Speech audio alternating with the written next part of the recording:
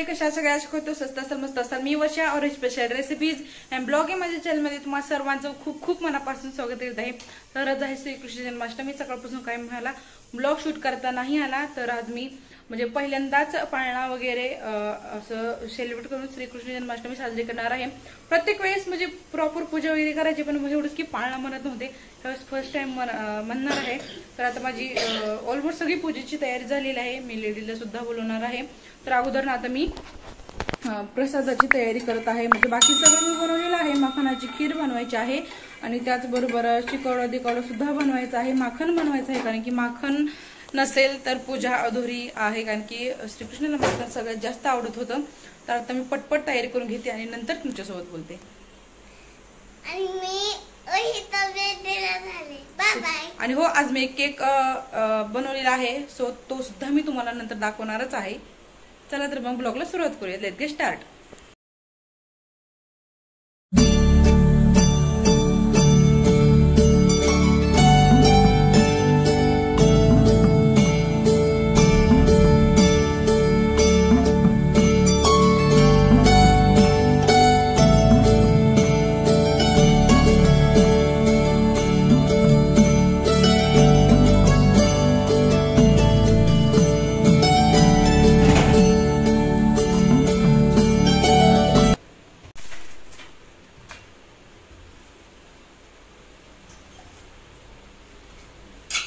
चिकवडा दिकवडा करण्यासाठी मी खारी घेतलेली आहे, तुकडे करून खोबरं, मखाना, काजू, बदाम आणि थोडी साखर टाकून घेणार आहे आणि याचा चिकवडा दिकवडा बनवून घेते आणि नंतर मग तुमच्याशी बोलते।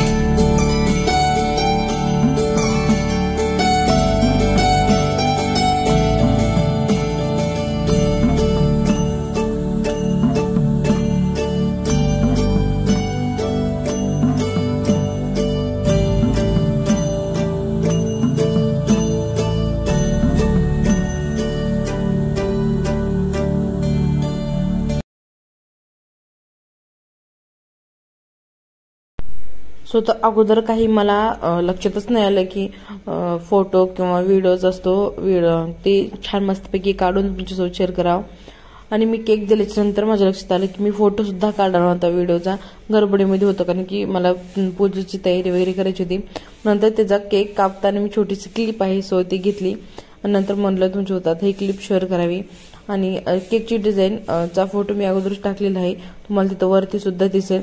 आणि आय होप तुम्हाला आजचा हा केक आवडला असेल।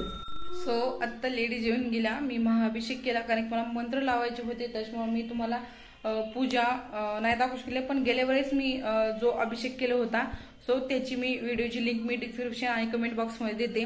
छान अशी मस्त पूजा झाली आणि मस्त असं छान कृष्णा म्हणजे पूजा वगैरे केली, लेडी झाल्या, सगळ्यांना खूप सारं आवडलं।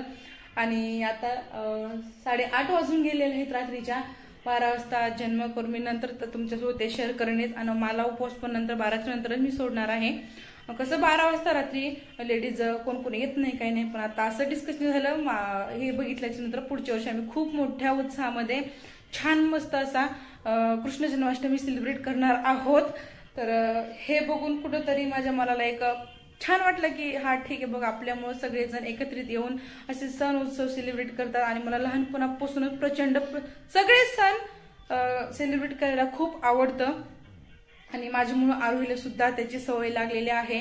कोणतंही असो पूजा वगैरे करायचं मी तिच्या समोरच शक्यतो करते, जेणेकरून तिला पण माहित हो आपली संस्कृती परंपरा, कोणते सण कसे साजरे केले जातात, त्याचं महत्व मला जेवढं माहित आहे तेवढं मी तिला सांगण्याचा प्रयत्न करत असते। सो आता खूप उशीर झालेला आहे, मला स्वयंपाक बनवायचा आहे हिच्यासाठी आणि ह्यांच्यासाठी। तर आता मी स्वयंपाक बनवून घेते आणि मी तुम्हाला कशी पूजा केली हे चला लगेच दाखवते। नॉर्मल आपली पूजा असते, सो ती केलेलीच आहे मी। सो आणि पाळणा लाकडाचा जड आहे, म्हणून मी तात्पुरतं मी ना अशा पद्धतीचं मी स्टँड जे आहे माझ्याकडं, सो ते मी हे लावलेलं आहे याच्या डेकोरेशन म्हणून। माळा लावलेल्या आहे, छान अशा लाइटिंग लावलेली नाही, कारण की बोर्ड घ्यायचं हे करायचं। पटकन मी अर्ध्याच तासामध्ये हे सगळं डेकोरेशन केलेलं आहे। आणि हे लिटिल कृष्णा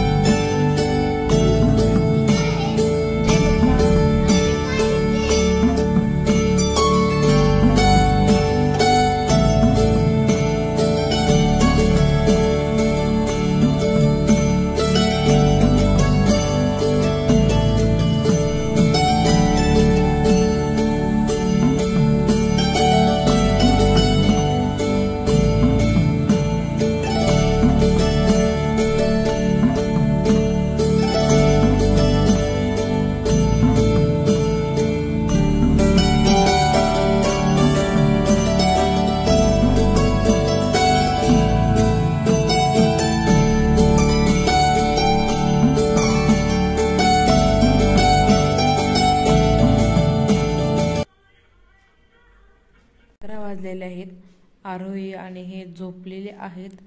माझं बाकीचं काम आवरून झालेलं आहे आणि आत्ता मी ना मखानाची खीर बनवणार आहे, जेणेकरून जेव्हा कृष्णाचा जन्म होईल नंतर भोग चढवण्यासाठी. आणि आता मी पटकन मखानाची खीर तुमच्यासोबत सुद्धा ही रेसिपी शेअर करते. नंतर मग 12च्या पुढं बाकीची जी तयारी आहे सो ती मी तुमच्यासोबत शेअर करते. चला तर मग पटकन किचनमध्ये जाऊयात आणि मस्त अशी मखानाची खीर बनवून घेऊयात.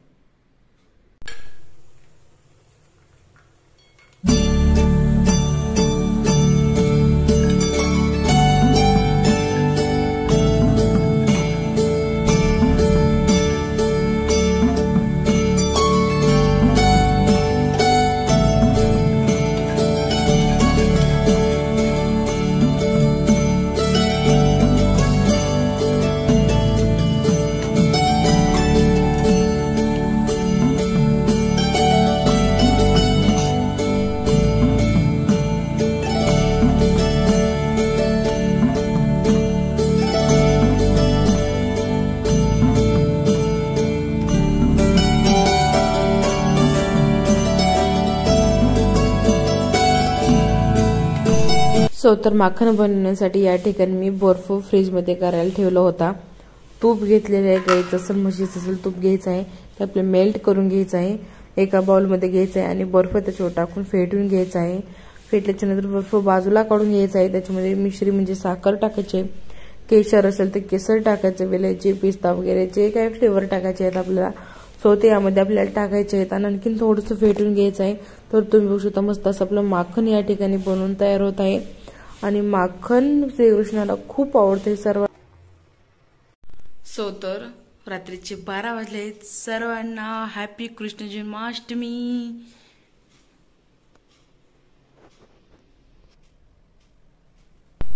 स्वतः कृष्णाचा जन्म झालेला आहे. मी कापोरातीच्या अगोदर सगळी तयारी करून घेतली होती. मखाना खीर वगैरे सगळं आणून ठेवलं होतं. आता जन्मोत्सव साजरा करायचा आहे. सगळ्यात अगोदर मी पूजेसाठी ककडी सुद्धा ठेवली होती आणून आणि ककडी कापूनच आपल्याला जन्मोत्सव साजरा करायचा आहे. आणि चांदीचा सिक्का असेल तर ते उत्तम, त्यांनी आपल्याला ककडी कापून घ्यायची आहे. कोण कोण दिवसभर सकाळपासून ककडीतील मधील थोडासा घर काढून त्याच्यामध्ये श्रीकृष्णाला लपवलं जातं. नंतर मग 12 वाजल्यानंतर काढून महाअभिषेक करून नंतर आरती पाळणा वगैरे केला जातो. किंवा मग समोर ठेवलं तरी देखील चालतं, कारण मी अगोदर शृंगार केलेला होता. तर मी कट करून जन्मोत्सव सेलिब्रेट केला. त्याच्यानंतर म्हणजे हे चंदन वगैरे लावून धूप दीप ओवाळून नंतर मग जो ही ककडीचा प्रसाद असतो सो ते सगळ्यांनी घरातल्यानं खायचा असतो. सो हे आणि आवरे झोपली होती, ते सकाळी उद्या खाणार आहेत. तर या ठिकाणी मी ककडीचाच एक पीस खाऊनच उपवास सोडला होता. नंतर मी तर सगळ्यात अगोदर माखन मी श्रीकृष्णांना चारणार, नंतर मखाना आणि जो आपण भोग बनवलेला आहे सो तो एक एक करून आपल्याला चारायचा आहे, पाणी वगैरे. त्याच्यानंतर मग मी आरती वगैरे केली. पाळणा मी एकटीच गायले थोडासाच येत होतं त्याच्यामुळं. त्याच्यानंतर मग वृंदावनचं लाईव्ह मी युट्यूबला लावलं होतं पूजा वगैरे झाल्याच्या नंतर. आणि 1-1.5 तास मग खूप छान वाटलं नामस्मरण करण्याचं. आणि एकटीच होते. 2 कसे वाजले मलाच खरंच कळलं नाही, कारण की खूप छान म्हणजे प्रसन्न वाटतं एखादा जर तुम्ही मनापासून कोणता उपवास वगैरे केला तर. आणि पाळणा वगैरे म्हणल्याच्या नंतर मग आरती वगैरे केली. सगळ्या आरत्या गणपती बाप्पाची, दुर्गा माताची, स्वामींची, श्रीकृष्णांची सगळ्या जेवढ्या आरत्या होत्या सो मी म्हणते गुरुवारी तेवढ्या मी आरती म्हणल्या. आणि हरे राम हरे कृष्ण ह्याचा जप सुद्धा नंतर आपल्याला म्हणायचा आहे जर तुम्ही उपवास करत असाल तर. आणि गेल्या वेळेस मी महाअभिषेक कसा केला, ह्यावेळेस कसा केला ते त्याची जी लिंक आहे व्हिडिओची ते डिस्क्रिप्शन आणि कमेंट बॉक्समध्ये देते, तर जाऊन नक्की चेकआउट करा. गुरु साक्षात परब्रह्म तस्मै श्री गुरुवे नमः. ओम सुखकर्ता दुःखहर्ता वार्ता विघ्नाची, नर्वे पूर्वी प्रेम कृपा जयाची, सर्वांगी सुंदर ओठ सिंदुराची, कंठी झळके मान मुक्ता फळांची. जय देव जय मंगलमूर्ती हो श्री मंगलमूर्ती, दर्शन मात्रे मान सोडणे मात्रे मान कामना पूर्ती. जय देव रत्नागत भरात गौरी कुमारा, चंदनाची ओटी कुंकुम केशरा, हिरे जडित मुकुट शोभत भरा ऋण तीन पुरे चरणी